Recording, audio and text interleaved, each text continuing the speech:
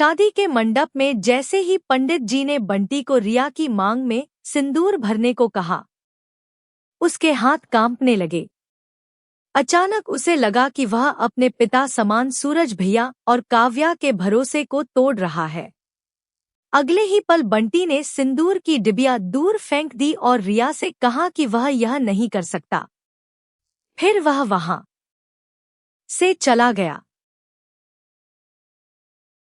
बंटी का यूं चले जाना रिया के लिए किसी सदमे से कम नहीं था। जिस इंसान के साथ उसने पूरी जिंदगी के सपने देखे थे, उसी ने आखिरी पल में उसका साथ छोड़ दिया। रिया के दिल में प्यार की जगह गुस्सा और अपमान ने ले ली। उसने ठान लिया कि वह इस धोखे का बदला लेकर रहेगी और काव्या की शादी बंटी से कभी नहीं होने देगी।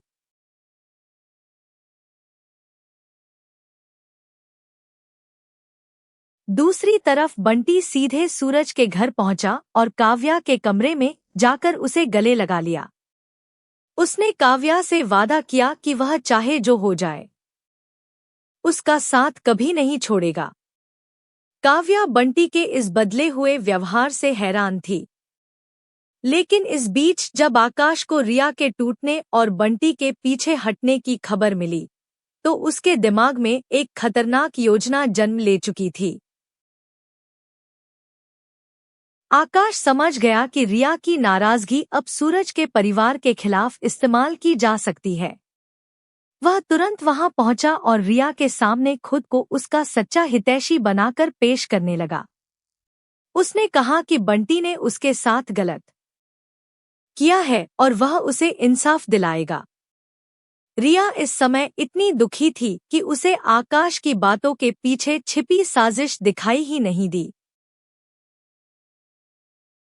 आकाश ने रिया से कहा कि अगर वह उसके बताए रास्ते पर चलेगी, तो वह उसकी शादी बंटी से करवाने में मदद करेगा। बदला लेने की आग में जल रही रिया को लगा कि शायद यही मौका है जिससे वह बंटी को सबक सिखा सकती है। उसने आकाश की बात मान ली, लेकिन उसे बिल्कुल अंदाजा नहीं था कि वह जिस व्यक्ति पर भरोसा कर रही है, वही उसके दर्द को सूरज और ईशा के खिलाफ अब असली खेल शुरू हो चुका है। रिया अपने अपमान का बदला लेना चाहती है। बंटी काव्या के साथ अपना रिश्ता बचाना चाहता है और आकाश इन दोनों के बीच पैदा हुई दरार का फायदा उठाने के लिए तैयार बैठा है। क्या रिया आकाश की साजिश समझ पाएगी? क्या बंटी अपने परिवार को टूटने से बचा पाएगा? कभी कभी बदले की आग इंसान को गलत रास्ते पर ले जाती है और यही आग पूरे परिवार को जला सकती है।